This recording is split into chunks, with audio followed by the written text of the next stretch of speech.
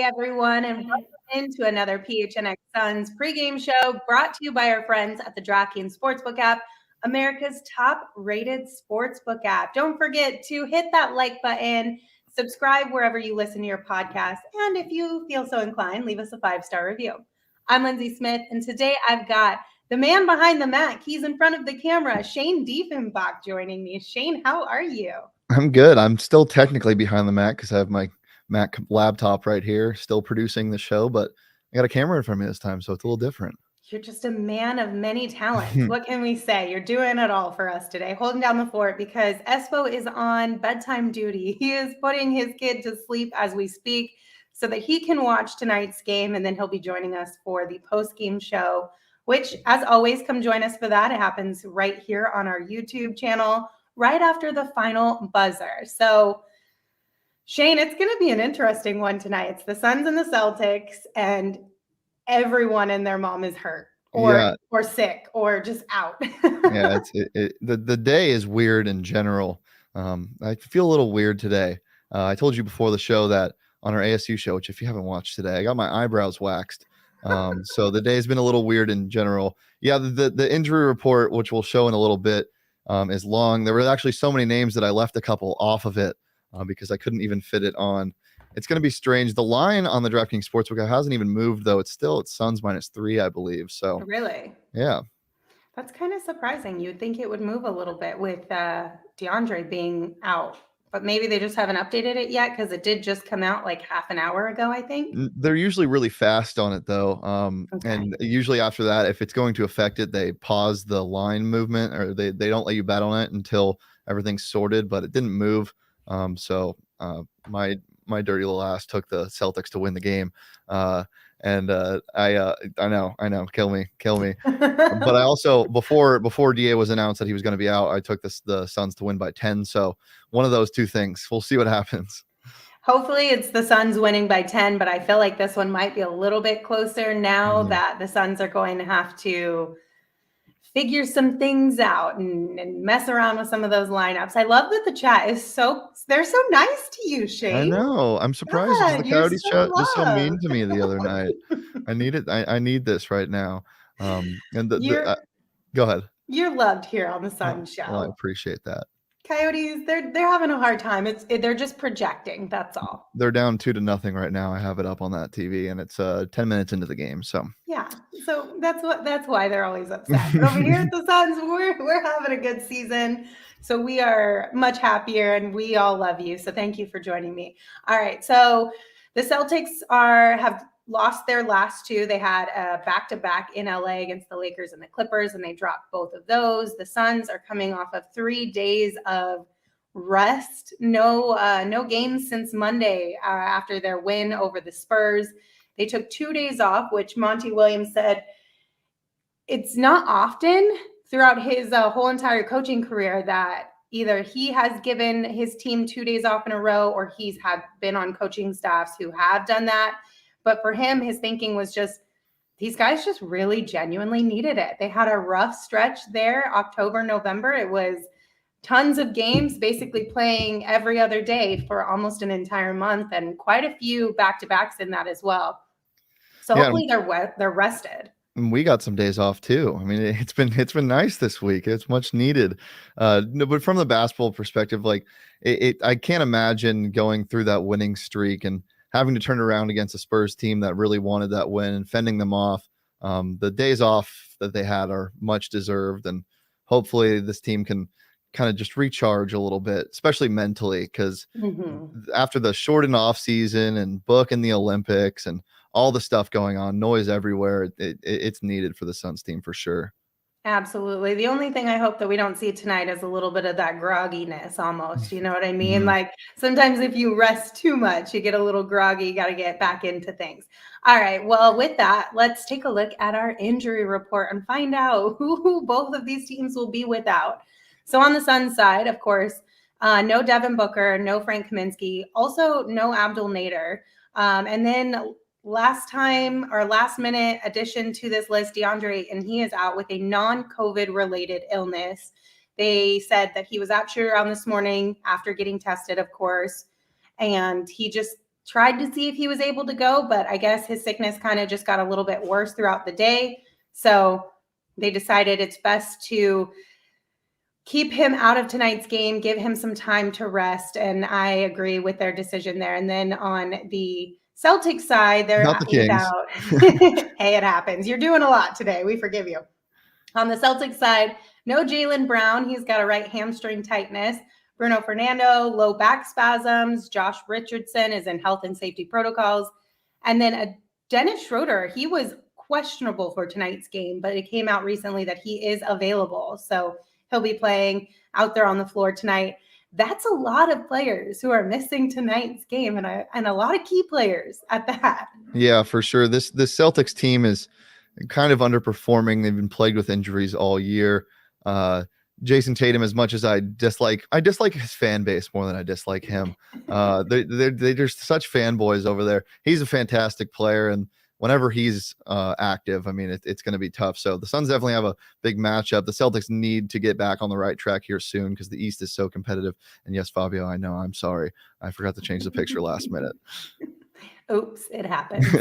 It's going to be a tough one still for them. And of course, Mikal Bridges will likely be guarding Jason Tatum tonight. He talked about that at shoot around this morning, and just, Mikal is a man of few words, but essentially he said he knows what Jason brings and that he makes hard shots, you know what I mean? And it's his job to just go out there and make it as tough as possible on him to knock down those shots to help his team hopefully get the W here tonight. But I think the interesting thing about all of these injuries, and the Coyotes fans know this as well, Leah's in the chat with us right now, it provides opportunities for other players to step up, get some more minutes, and have a positive impact. And a guy who I think we might see a lot tonight from is Ish Wainwright. Woo! Which I'm not mad about some Ish minutes. I mean, I would prefer it not be because of injury-related issues, but hey, it is what it is. We got to do what we got to do. Are you excited to see some more Ish Wainwright minutes? 100%. One, because he's that typical bench guy who knows he has to play extraordinary to get on the floor when it's not garbage time or injuries. And he does that. He provides a spark, and of course his massive frame that he has. It's really funny when he misses shots. You can tell that there's too much strength behind it. He had a floater 2-3 games ago that was just way too strong. And yeah, he's a typical role guy that they're fun to watch in moments, but you don't want him playing consistently, obviously, at this point. Yeah, I mean, it's tough because I think on maybe a lesser successful team, you would see more minutes out of Ish, but he's not going to really get that opportunity here with the Suns outside of injuries like tonight. But again, hopefully he can make the most out of it and have a positive impact on this game. Another guy who everyone is talking about in the comments, sticks, Jalen Smith. Now, this one I'm not totally sold on because Monty was specifically asked about seeing him a little bit more tonight and maybe playing him a little bit more tonight. And all Monty said was, we'll see. So, I mean, Monty also, like Mikal, a man of few words, but that didn't sound like he was too bought in on that just yet. Yeah, I never want to be a we'll see guy about my situation. I don't want to be a second thought. Poor Jalen Smith, man. It's just an unfortunate situation. I'm sure he'll find some playing time, maybe on a lesser team or in the G League next year. But for now, I don't think the Suns really can benefit much from what he brings. Yeah, I think the hope, I saw it a lot on Suns Twitter. I think the hope is that maybe he'll get some playing time tonight, boost up his trade value, and then we won't see him again after that. That'll be the dream. We'll see. I don't know. I personally think the Suns are probably going to go a little bit more small ball tonight. We'll see Jay Crowder at the 5. And then JaVale McGee, he is a great player, but we've talked about this oftentimes. Gerald has brought this up. He's best in, 4 to 6 minutes. Yeah. So I don't know exactly what that's going to look like tonight, but I guess we'll find out. Yeah, I'm not really looking forward to seeing a 9-minute stretch of JaVale McGee doing something awesome and then trying to run a fast break and then getting a putback dunk and then throwing the ball and hitting a referee in the head. It's a whirlwind of emotions when he plays. We were already on Shackton once this week. Yeah. We don't need to be on it twice. Absolutely. Another guy who I'm looking forward to seeing a little bit more from tonight is Cam Johnson, as well as Cam Payne, both the Cams. Really, I think we talked about this on when Devin went out. To be honest, we've been saying this for a while. Those two, this is the time for those two to really step up in a big way. Not that they haven't, but in an even bigger way. And hopefully we get a good game out of the Cams tonight. Yeah, maybe if anything, this is the game that jump starts Cam Johnson and really gets him going, because everybody's been talking about how his offensive game is lacking from last year. And maybe more minutes is what helps him. I mean, he has confidence in his shot all the time. He can go over 5 and he sticks with the same stroke. So maybe more minutes help him get there, and hopefully it can be tonight. Yeah, hopefully. All right. Well, we've talked about the game enough, because this one is just, it is what it is. Okay. We're just gonna, it is what it is. Whatever happens, happens. I still think the Suns could squeeze one out over the Celtics tonight, but if we lose, it's not something to really get too upset about, because half of our team is on a sideline right now. Yeah, for sure. But we also do still have Chris Paul, and Chris Paul is Chris Paul. So exactly. And there's a reason why they're 3-point favorites still. I mean, this team is good. They're at home. We've seen how far they can dip into their bench and still succeed. I'm not too worried about a blowout loss. I don't think it's a convincing win if they do win, but I still think they always have a chance with the point guard on the court. Absolutely. Okay, so I think you have a game for us to play. Oh, I do. I also asked the chat to play along. This is something I came up with in my twisted mind before the show, about 20 minutes before. I saw a TikTok earlier this week of this guy playing a game with his audience saying, is this a Philadelphia 76er or a 1776er? And they named random Sixers from the past and people from the start of this country, essentially. So I thought we were going to play a game called Boston Celtic or Boston Tea Party, and I'll give you a player name or a tea party name you don't know, and then I'll give you the description of what they could be. So we'll get started. So real quick, chat, you guys are on my team here, so help me out, okay? If you know the answer, please drop it in the chat. No cheating though. Don't Google this, chat or Lindsey. Just go with the flow. All right, here we go.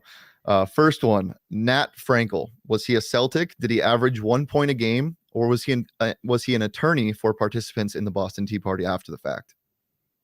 Nat Frankel. I love that name. I think I'm gonna go. He was a Celtic. He was a Celtic in 1937. So congratulations. You got one. 4 more to go. Next one, Moses Grant. Did he average 9 points and 6 rebounds in 1968 for the Celtics, or is he a wallpaper dealer after the Boston Tea Party? A wallpaper dealer? Like wallpaper? Yes, like wallpaper. I feel like that's a made up thing, but also back in the day, I feel like wallpaper was really big. And Moses is a good name too. I'm going to go Tea Party. You're right. He was a wallpaper dealer after the Tea Party. All right. Next one, we'll go with Charles Jameson. Was he in the Tea Party, or was he a two-way guard for the Celtics? Or did he? No, sorry. I read that wrong. Was he a two-way guard for the Celtics in the 70s, or did he rise to be a captain for the Revolutionary Army right after the Tea Party? And Charles what was his Jameson. name again? Charles Jameson. Jameson. Oh. I'm going to go Tea Party. Yes, damn it. Dang. I swear to God, you guys, I have not heard. Like, I'm just getting lucky right now. All right. Second to last I thought I was one. going to fail miserably at this Yeah, game. you were really nervous before the show, and you're killing it. Nervous. All right. Woody Salisbury. Did he have an 11 career year in the NBA, or did he superintend the erection of forts by George Washington's order after he participated in the Boston Tea Party? Okay, say that one more time. I'm sorry. Woody Salisbury. Did he have an 11 career year in the NBA, or did he superintend the erection of forts by General Washington's orders after he participated in the Boston Tea Party? I'm just going to go Celtics. Did I get it right? Yes. Oh, I thought my elaborate lie was going to work. Well, that's what I was like. I feel like that's too much. Yeah, that's a red Like, herring. that was just like too much. So. All right, let's see if you can go 5 for 5, Linz. Oh my gosh. John Thompson, was he Bill Russell's teammate, or did he organize secret meetings at a local tavern called the Slippers Hostelry that helped advance the Tea Party's plan? What's the name again? John Thompson. John Thompson. I mean, that's an old school name too. Celtic. Did I get it right? You went perfect. Yes, let's go. Oh my God. I can't believe that. I was asking Michaela these questions before the show and she got all of them wrong. I am so proud of myself right now. Like, I can't even explain this to you. I thought I was going to fail so miserably when you told me that this was what we were going to do. I was like, oh my God, Shane, this could be so embarrassing. Well, congratulations. You did fantastic. A perfect 5 for 5 in Boston Celtic or Boston Tea Party, a game that will probably only be played one time, and this was it. It will probably, well, I don't know. Maybe we'll bring it back. I thought that was fun, but also I went 5 for 5, so maybe that's why I thought it was fun. I might not be so good the next time around. No, that was not rigged. I promise. I wrote this all down right before the show, scrambling. I wanted to make a graphic for it, but I didn't have time. Scout's honor. Scout's honor. Oh, that's a good one, Fabio. He said, I thought at least one of them would be both. Maybe you'll have to throw that in there next time. Fabio, you're up showing me right now. Damn it. Oh my gosh. Okay. Before we wrap up, I know it's a little bit of a short one today, guys. We appreciate you tuning in, but you know, it's a Friday. Espo's on dad duties and health and safety protocol. Shane's working 2 jobs right now, but Shane, before we head out, is there anything else about tonight's game that you would like to bring up or discuss? I mean, I just want to see more out of the bench. The bench this last year was the thing that brought them to the championship run, and it hasn't been great. It's been good in stretches, but it hasn't been consistent. And a consistently good bench, it will win you 50 plus NBA games, no matter how injured you are. And I think this bench has a potential for that. I mean, you're missing the Torrey Craigs and Dario Saric's, but you still have guys that can produce, and we've seen Campaign go for 20 plus in multiple games this year. I just want to see more consistency, and tonight would be the night where they can show it. So I think if the bench performs well tonight, I don't think they should have a problem winning it. I agree with you. You know, yesterday we played some Suns stonks on our audio only podcast, which if you guys haven't listened to that one, you should go listen to it. It was kind of fun. And Espo asked the question, are you investing in the Suns needing to make a trade? And Gerald and I were both a little bit hesitant on the term need. More so it would be good, but not necessarily a necessity. Yeah. And I think I've changed my mind today because of that exact reason that you mentioned with the bench. So when you start looking at, like, I was just thinking more about the Suns Warriors matchup and what that might look like down the road. Obviously, when these two teams played each other, neither of them you could say were at full strength. The Warriors, Klay Thompson will be back. Devin was out. But I think where you're going to see the biggest difference between these two teams down the road is from the bench unit.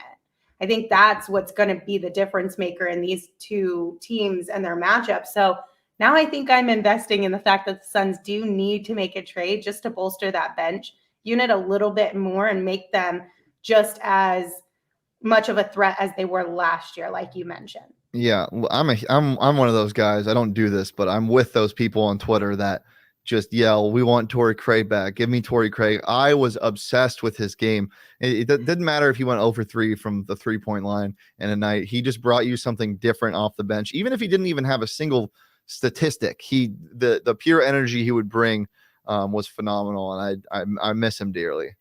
I think you are actually, I know you are not alone in that. There's been a lot of desire to have Torrey Craig back on this team. And we shall see. I mean, like the Pacers said, they're willing to make some moves. And then that December 15th day is coming up here pretty quickly. So we shall see what happens with the Suns team moving forward. But tonight, we're just going to focus in on Suns and Celtics. And before we sign off, Shane, I have one last question for you. Do you like your eyebrows? I do. It wasn't more of a, so I'm waxing my eyebrows was a little bit clickbaity. We did wax my eyebrows, but it was because we only waxed the unibrow hair. We didn't go full everything. The other day I was driving and I looked in my rear view mirror as I was backing out and I was like, oh, what is that? It like grew overnight. And so I wanted to get it done. And yesterday I was like, let's do it on the show. So we did it on the show. As I said, if you haven't seen that, it's up on our YouTube channel where you're watching this right now. So go ahead and check that out. It was fun. It didn't hurt as bad as I thought. And yes, I do like them. I feel like in the middle, it really doesn't hurt that bad. I feel like it's like these ones that sometimes will get you, but in the middle, usually it's pretty good. So yeah, I might give a goal like X amount of likes on a video and we'll wax my nose hairs, but I'm too scared to do that. Yeah, I don't know that I can get on board with that one because you're gonna end up like one of those TikTok fails where the thing breaks and then you have wax stuck in your nose. Okay, That's what's gonna end up happening to you, Shane. No thanks. If I jinxed you, I'm sorry. I apologize. All right, everyone. Thank you for tuning in to our pregame show. We will see you right back here after the final buzzer of tonight's game. Go Suns. And as always, rate, review, subscribe, drop us some likes if you feel so inclined. You can follow the show on Twitter at PHNX_Suns. You can follow me on Twitter at Lindsey Smith AZ. And Shane, what's your Twitter handle? Right there at Shane Dief. At Shane Dief, DIEFF. So follow Shane on Twitter as well. He's a good follow. He's super funny. So until the end of this game, we'll see you guys next time. Thanks for tuning in. Peace.